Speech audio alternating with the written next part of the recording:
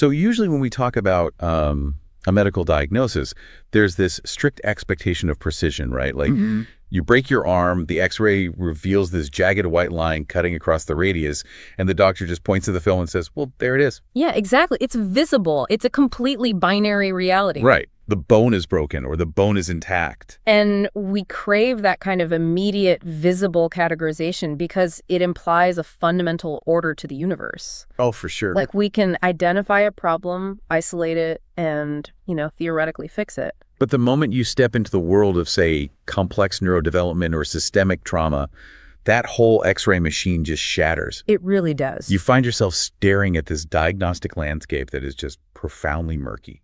The tools we rely on to see reality clearly are suddenly returning corrupted data.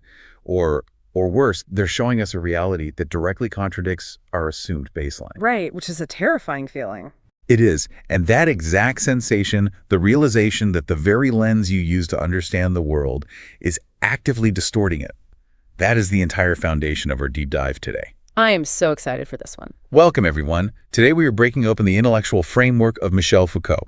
Specifically, we're focusing on his theory of historical discontinuity, as detailed in his 1969 text, The Archaeology of Knowledge, and his 1970 lecture, The Discourse on Language. And I should warn you right up front, the sources we are working from today are notoriously uncompromising. Yeah, they are not a light read. Not at all. Foucault is demanding that we completely abandon our instinct to view history as this smooth, inevitable narrative of human progress. Which is how we're all taught it, right? Exactly. Instead, he's providing a conceptual toolkit designed to dismantle the very mechanisms we use to determine what qualifies as historical truth. And what gets systematically excluded is just, madness or noise. So if you're listening to this, and you've ever felt this creeping suspicion that the way history is packaged for us, that neat timeline of great thinkers just handing the baton of progress down through the centuries, if that feels a little too convenient, Foucault is going to give you the vocabulary to articulate exactly why that timeline is basically a fabrication. It completely changes how you interpret the books you read, the science you trust, and basically the history you are taught.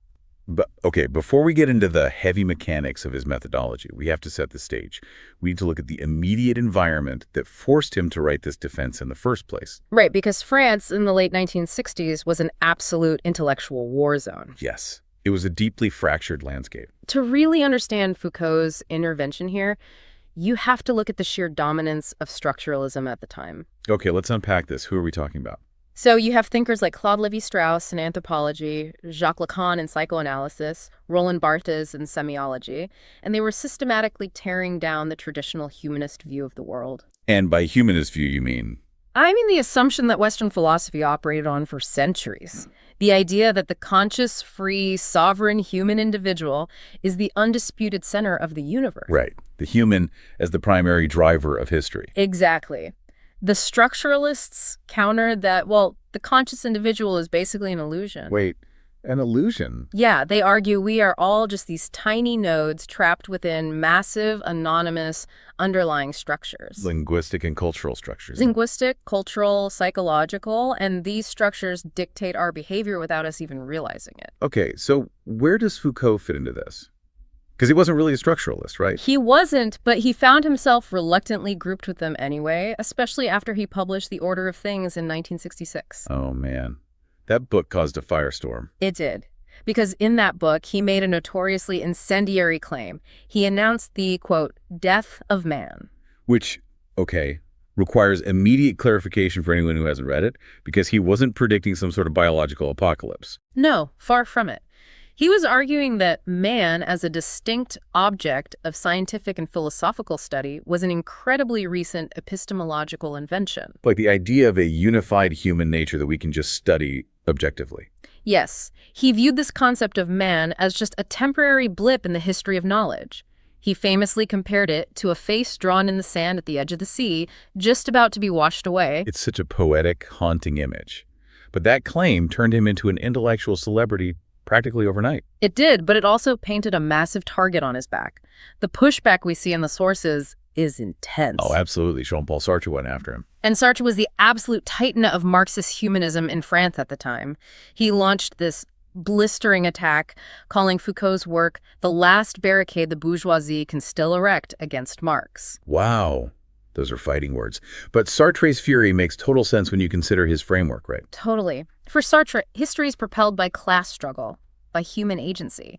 It's the conscious, agonizing effort of the oppressed pushing toward liberation. So if you erase the conscious human subject, like Foucault seemed to be doing, then you paralyze the entire Marxist project. You're replacing the righteous struggle of the working class with this cold, deterministic analysis of anonymous rules. and it wasn't just the Marxists. Traditional historians were just as furious. Oh, they hated it. They accused Foucault of abandoning basic historical causality. Because if there's no sovereign human subject driving events, then who is actually doing the acting? Right, who is responsible? They saw him as completely ignoring the lived, breathing reality of historical actors. So Foucault writes The Archaeology of Knowledge as a response to all this backlash. But it's not a history book. No, not at all. Our sources describe this text as a work of historiographical epistemology. Okay, we need to pause on that term, because that is a mouthful. It is. What's fascinating here is that historiographical epistemology basically means Foucault is halting his actual practice of writing history. He pauses to ruthlessly examine the very conditions that allow historical knowledge to exist in the first place. He's asking, what are the underlying rules that govern what can even be conceptualized as a historical fact? Exactly. I have to push back on the utility of that, though. Okay, let's hear it. Well, imagine a world-class chef facing criticism about his latest menu.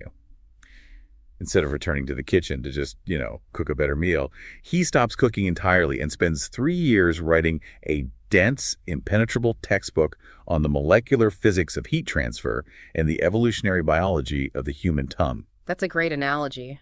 Doesn't this level of abstraction completely detach the historian from the actual historical material? Isn't it just too abstract? It would be a fatal detachment if Foucault had stayed in that abstract space forever.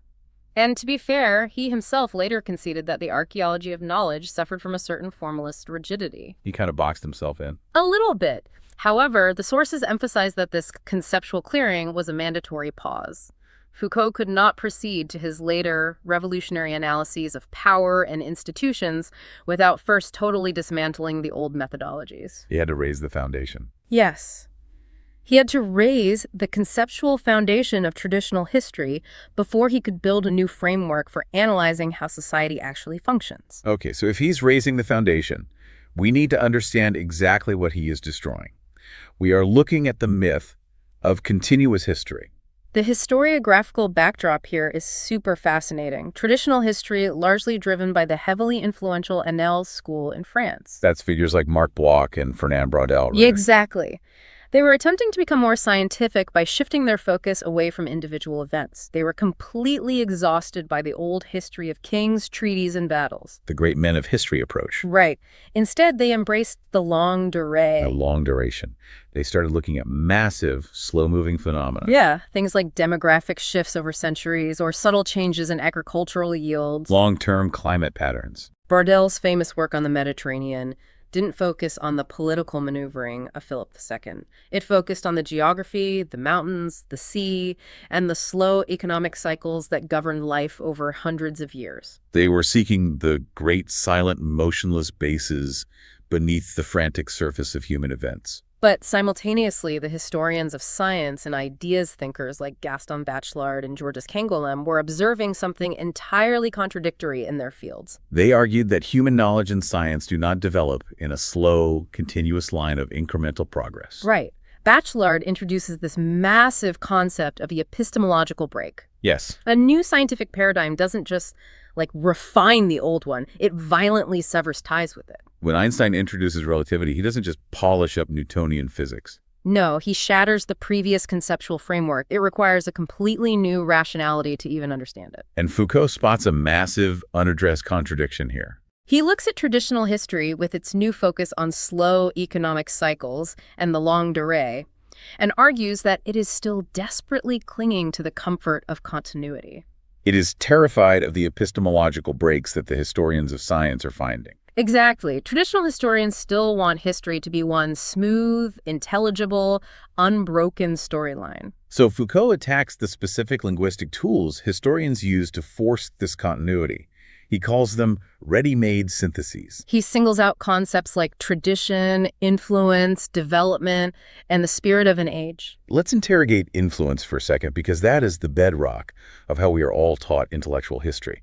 We're constantly told that thinker A influenced thinker B. Right, it's everywhere. But when you actually try to map the mechanics of that influence, it falls apart. How does a thought actually travel from one brain to another and remain completely intact? It doesn't. It really doesn't. Foucault shows how influence basically operates as a kind of historical magic. Yeah, it allows a historian to link to completely disparate events or thinkers without ever having to map the grueling, complex, material reality of how discourse is actually transmitted, translated, and inevitably corrupted. It just acts as a bridge over a massive chasm of missing data. Exactly. And the spirit of an age, l'esprit d'une époque, is even worse. It's the ultimate catch-all. It really is. It allows a historian to look at a 17th century style of painting, a 17th century economic policy, and a 17th century scientific theory, and lazily declare that they are all just diverse expressions of the exact same underlying cultural soul. It creates this false homogenization. It suppresses all the radical contradictions, the strange anomalies, and the marginalized voices that just don't fit neatly into the spirit that the historian has decided to prioritize. Which brings us back to your constellation problem. Yes. It's exactly like looking up at a constellation in the night sky. You look up and see this chaotic scattering of burning gas. Those stars are millions of light years apart and have absolutely zero physical interaction with one another. Right. But our human brains are deeply uncomfortable with meaningless dispersion. So we draw an imaginary line between them, call it a bear, and pretend we've discovered a cohesive narrative. And Foucault is demanding that we stop drawing the bear. Stop drawing the bear. He is insisting that historical discontinuity isn't a failure of our research methods, nor is it a temporary gap in the archive just waiting to be filled in. Discontinuity must be utilized as a positive, working concept. It is an instrument. We must use it to describe the specific thresholds, the violent ruptures that separate different configurations of thought. Okay, so if we accept that history isn't a continuous timeline, we have to completely change our relationship with the material artifacts left behind. Foucault introduces this profound paradigm shift, the distinction between the document and the monument. This is crucial. Traditional history treats a document as a window. The historian practices hermeneutics. They try to look through the text. Right. If they find a 17th century court record, they treat it as an inert trace of a past reality. Their objective is to decipher it, to gaze through the language, to find the hidden truth, or to resurrect the silent voices of the people who produced it. But Foucault says the window is an illusion. Complete illusion. We must treat the document as a monument. We aren't looking through it. We are staring directly at its sheer physical, discursive existence. We examine the monument itself. Instead of asking what a text is secretly hiding, we ask, what are the specific rules that allowed this exact configuration of words to materialize in this exact way at this exact time? We analyze its vocabulary, its syntax. We look at the institutional authority required to produce it and how it relates to other texts. We study the architecture of the discourse, entirely ignoring whether the statements within it map onto an objective truth. Okay, here's where it gets really interesting. If I can pull this into a concrete example for you guys, imagine studying a 19th century phrenology journal. Okay, great example. A traditional historian looks through that journal to understand the psychological motivations of the authors, or to glean facts about 19th century society. Right. They're looking for the people behind the text. But an archaeologist of knowledge treats it as a monument. They don't care that phrenology is a pseudoscience. They want to know the strict rules of formatting, the specific clinical vocabulary, and the institutional credentials that allowed those specific sentences about skull shapes to be published and accepted as serious discourse in 1850. That approach pushes the decentering of history to its absolute limit. I mean, Karl Marx decentered history by shifting the focus from the ideas of great men to underlying economic forces and class struggles. But Foucault goes further. Much further. He removes the sovereignty of consciousness entirely. He's stripping away that comforting notion that human consciousness, either the author's mind or the historian's mind, is the unifying center of the historical process. Traditional continuous history is deeply reassuring because it implies that everything lost in the past can eventually be gathered up and understood by the rational mind of the modern historian. It flatters our intelligence. It does. Foucault's archaeology refuses to offer that comfort. It studies the monument of discourse prior to any consummation of an author's internal psychology or intention. And that brings us to one of the most abrasive parts of his theory. Foucault takes this method and applies it to unities we consider completely self-evident. He attacks the concept of the book and the oeuvre, an author's complete works. Right, because we assume a book is a natural unity. It has a physical cover, a title page, a binding. It sits on a shelf as one unit. Foucault argues that the material unity of a book is epistemologically meaningless. A book does not exist in isolation. Is a posthumous collection of unedited fragments unified in the exact same way as a rigorously structured mathematics textbook. Is an anthology of romantic poetry unified in the same way as a legal code? No. A book is just a node in an infinite network of references. It only possesses meaning through its relationship to other texts, other discourses, other concepts. The physical binding is literally just a manufacturing convenience. And he extends this critique to the oeuvre. We instinctively group everything a person wrote under their name. We assume the name guarantees a unified body of work. Right, the author is the glue. But Foucault challenges this with the example of Friedrich Nietzsche. Does the name Nietzsche apply with equal weight to his philosophical masterwork? Thus spoke Zarathustra, his youthful, unpublished autobiographical sketches, his late postcards signed with the pseudonym Dionysus, and his mundane laundry bills. Okay, I am going to push back incredibly hard on this. Do it. Because this feels like massive theoretical overreach. Yeah. Psychology is an undeniable biological reality. Brain chemistry dictates output. If Nietzsche's descending into tertiary syphilis, his brain chemistry is altering his thought process. The brain that conceptualized the Übermensch is the exact same biological organ that wrote the laundry bill. Ignoring the psychology of the author feels like historical negligence. How can Foucault justify completely removing the human brain that literally holds the pen?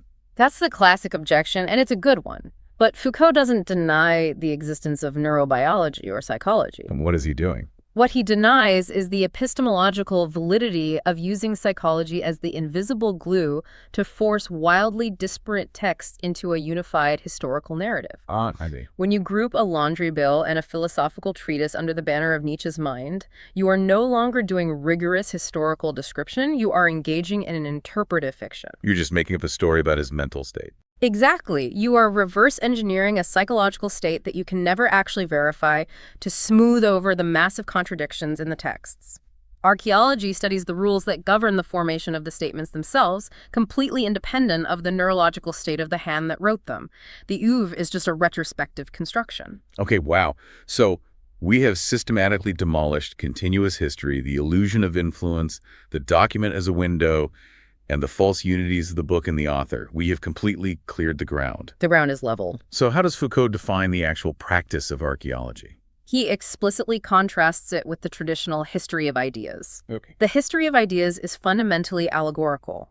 It is always looking for what is hidden beneath the surface. It searches for the origin point of an idea, the secret authorial intention, the deep hidden coherence that resolves any surface-level contradictions.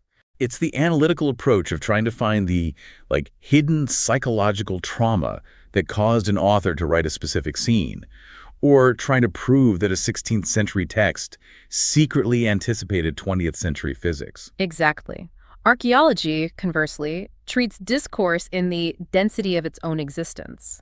It refuses the allegorical impulse. It doesn't care what the text might be secretly symbolizing. Not at all. It cares about the specific material rules that permitted that statement to appear in the world in the first place. And if we connect this to the bigger picture, the sources identify 4 specific guiding principles for this archaeological method. Let's lay them out. They are reversal, discontinuity, specificity, and exteriority. Okay, let's examine these mechanics. Reversal means we stop treating an author or a discipline as a boundless source of truth and creativity. Right. Instead, we view them as principles of exclusion. An author's name doesn't just gather texts together, it actively restricts how those texts are allowed to be interpreted. Discontinuity demands that we view discourses not as a continuous evolving web of human thought, but as disjointed practices that overlap, intersect, and frequently ignore each other entirely. There's no grand, unifying thread. Specificity means discourse is not a transparent piece of glass reflecting a pre-existing reality. Discourse is a violent practice we impose upon things. The vocabulary we use actively constructs the reality we are capable of experiencing. Yes. And finally, exteriority is the refusal to move inward toward a hidden core of truth. We do not psychoanalyze the text. We move outward. We move outward, mapping the external conditions of possibility that allowed the discourse to take shape. Let's ground these abstract principles in the history of science, because I think that really helps. If a traditional historian compares Carl Linnaeus, the 18th century botanist, and Charles Darwin, the 19th century evolutionary biologist, they look for a smooth, continuous line of progressive scientific development. They search for how Linnaeus implicitly foreshadowed Darwin's discoveries. But Foucault demands we halt that process entirely. Linnaeus and Darwin are not speaking the same language, even when they use the exact same words. Because they belong to entirely different epistemes, different overarching frameworks of knowledge. Linnaeus operates within 18th century natural history, right? Which is a discourse governed by the creation of taxonomia, grids of visible differences, and static classification. Exactly. Whereas Darwin operates within 19th century biology, which is a discourse governed by internal organic structures, hidden functions, and adaptation over time. So archaeology doesn't judge who's closer to the truth. No, it maps the strict rules of formation. What specific institutional and linguistic rules allowed Linnaeus to make authoritative statements in 1735, and what completely ruptured radically different set of rules allowed Darwin to make his statements in 1859. To perform this mapping, we have to look at the microscopic mechanics of Foucault's framework. We have to understand his most complex and elusive concept, the statement or the énoncé. And if you are listening to this and feeling completely lost about what an énoncé is, do not worry. You aren't alone. The literature on this is notoriously dense. The immediate instinct is to just equate a statement with a grammatical sentence or a logical proposition. But Foucault explicitly denies that. A sentence is governed by grammar. A proposition is governed by logic. The statement is something entirely different. Foucault defines it as a function that cuts across different domains and allows signs to exist and have material effects. Yes. But I am struggling to separate the sentence from the statement. Give me a mechanism for how an identical string of words changes its enunciative function. Okay, let's use the sentence, "The king is dead." Classic example. Grammatically, it is identical whether it is shouted by a town crier in a 14th century village, printed in a 21st century fantasy novel, or used as a coded cryptographic key between spies. The grammar does not change. But Foucault argues these are three entirely different statements. Because the material coordinates and the specific effects of those words are entirely different in each scenario. Okay. The town crier statement operates within a discourse of feudal authority and immediate political succession. Exactly. The fantasy novel statement operates within a discourse of literary fiction and copyright. And the cryptographic statement operates within a discourse of espionage and mathematics. So the énoncé encompasses the material existence of the signs, the institutional authority of the speaker, and the field of associated texts that give it meaning. You nailed it. And when you map large clusters of these statements that share the same rules of formation, you arrive at a discursive formation. So things like medicine, political economy, and grammar, they are not objective categories of nature. No, they are historically contingent discursive formations. And all of these formations are ultimately governed by the central concept of Foucault's entire methodology, the archive. The archive. Now, the word archive instantly triggers an image of a dimly lit, climate-controlled basement filled with acid-free boxes of yellowing paper. Right, that is the physical archive. But Foucault's archive is a purely theoretical construct. It is the general system that governs the appearance, preservation, and disappearance of all statements in a given epoch. It is the underlying matrix that dictates exactly what can and cannot be articulated, what is considered serious discourse, and what is discarded as noise. So what does this all mean? Let's translate this mechanism into something immediately recognizable today. Please do. Think of Foucault's archive like the algorithm governing a massive digital social media platform. Oh, that's brilliant. You cannot physically see the algorithm, right? You can't inspect its code while you are scrolling.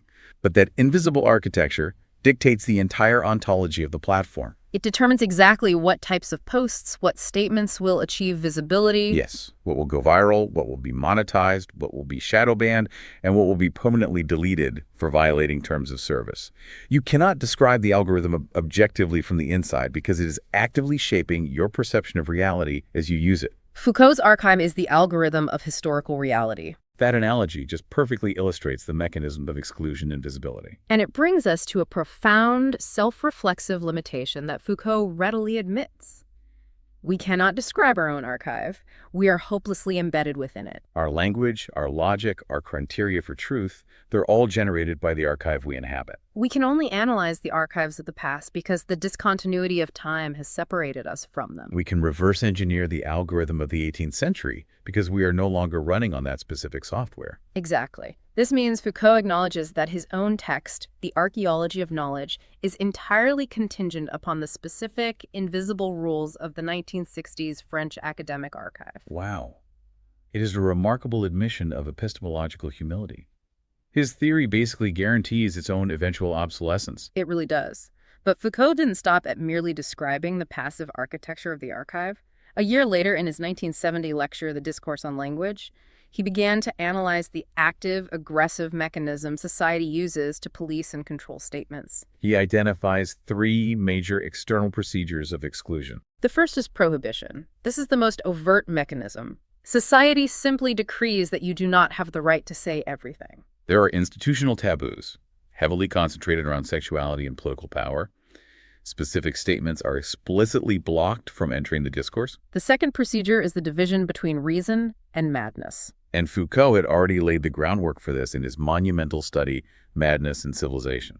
Yes, he traces how, during the Renaissance, the madman was often viewed as possessing a distinct, sometimes prophetic insight. Their speech was strange, but it held a specific kind of cultural weight. But with the advent of the classical age and the Great Confinement, madness is medicalized and institutionalized. The speech of the madman is stripped of all authority. It is deemed null and without effect. It cannot be used in a court of law. It cannot contribute to scientific knowledge. By institutionalizing madness, society creates a mechanism to instantly invalidate an entire category of statements, completely excluding them from the realm of serious discourse. The third exclusion is the most insidious and definitely the most historically consequential: the will to truth.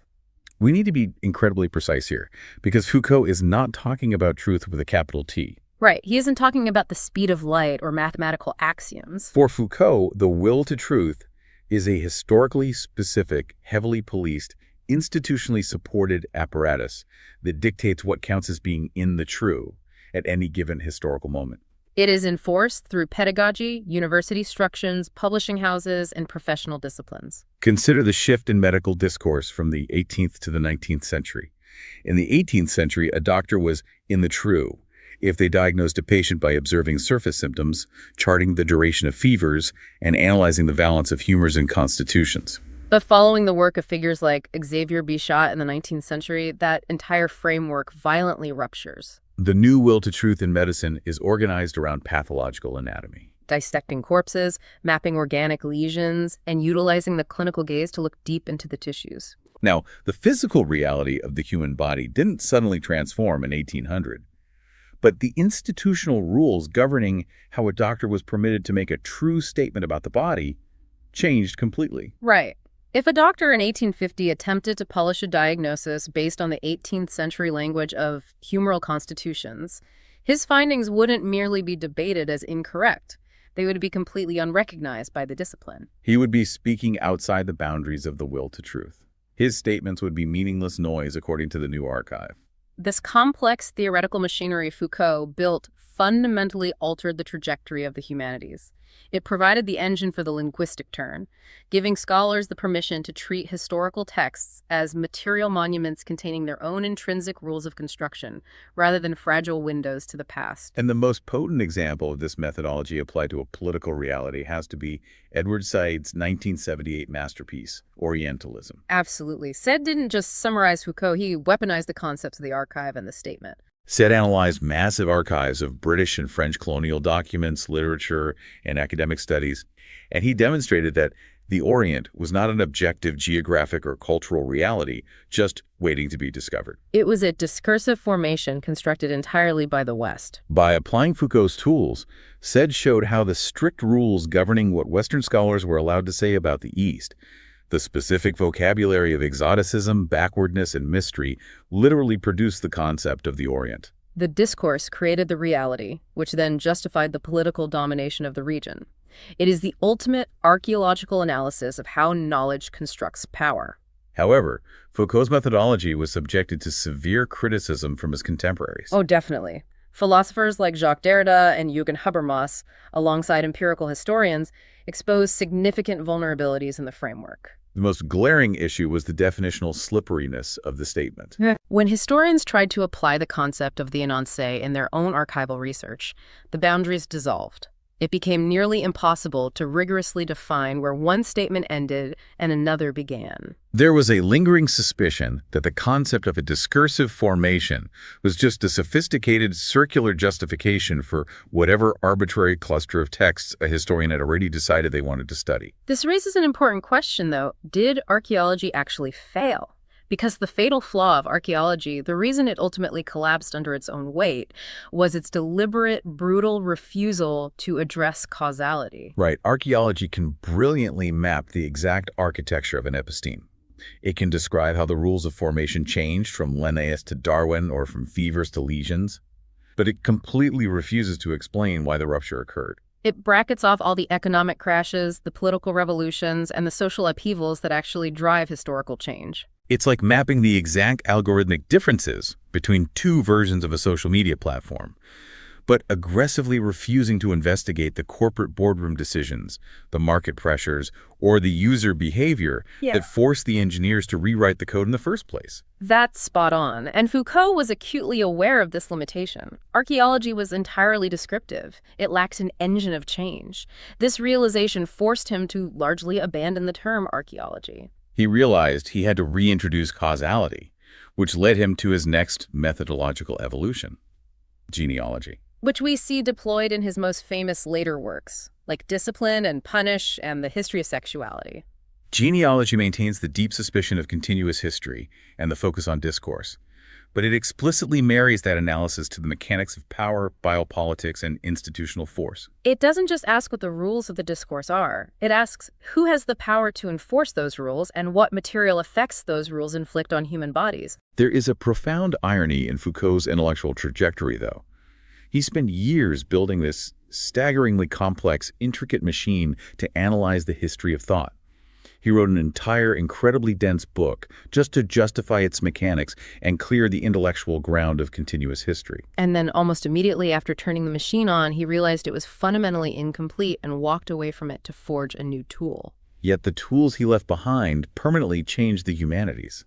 The concepts he developed during that archaeological phase, the discursive formation, the epistemological break, the will to truth, and the archive, they became permanent fixtures in our intellectual vocabulary. He provided the framework necessary to interrogate the invisible structures that dictate reality. We began this deep dive by confronting the illusion of a smooth, continuous timeline of history.